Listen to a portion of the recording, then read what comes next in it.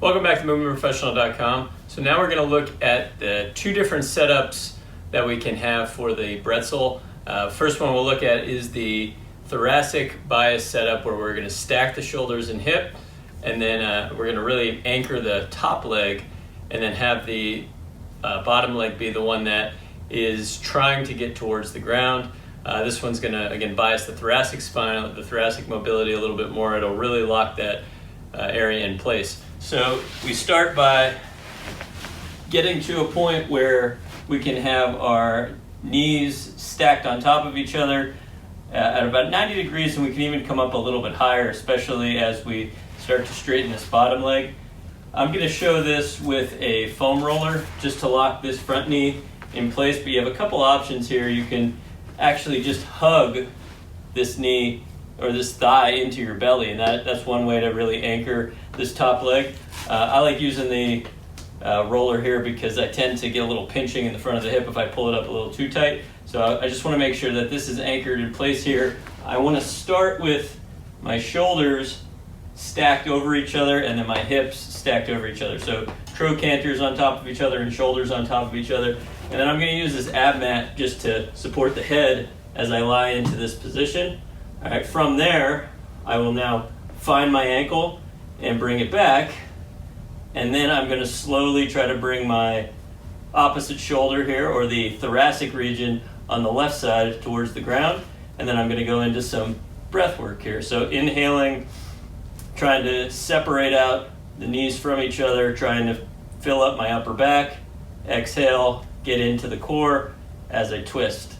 All right, so in this case, I start with no pre-spinal rotation, and then not until I get in place and start to move towards the left do I actually add any rotation in. So if there is any sensitivity into lumbar rotation, this is a good position to start in, because you're starting from no rotation, so you could be more gradual in how you enter into the rotation. You can let any discomfort be your guide of how far to go.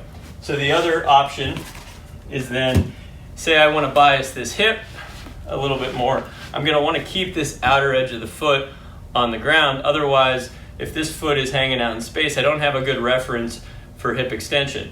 So the other starting point would be, I'm going to start in a seated position.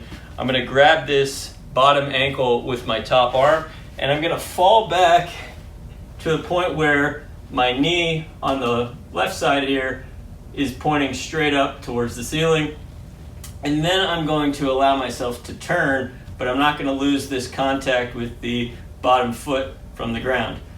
So trying not to have too much rotation as I lie back, and then I'm going towards the right here to get me into my position, still trying to get this pelvis stacked, this trochanter over this. I'm going to start with everything being a little bit more open towards supine, and then bring myself more into this twisted position here.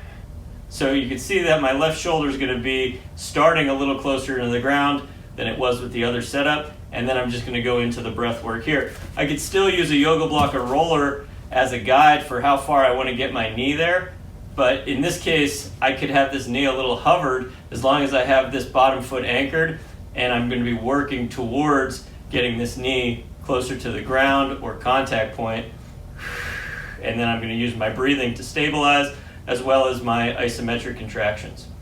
All right, to come out of it, I'm going to go more this way, back towards supine, and that way I can minimize any pre-rotation. There will be a little bit more pre-spinal rotation, maybe a little bit more lumbar activity in the one there where we're dominating the hip, but the value here is now that this foot being on the ground, any type of movement where I bring my right knee back and I even hover that knee a little bit off the ground is going to tend to bias more hip extension.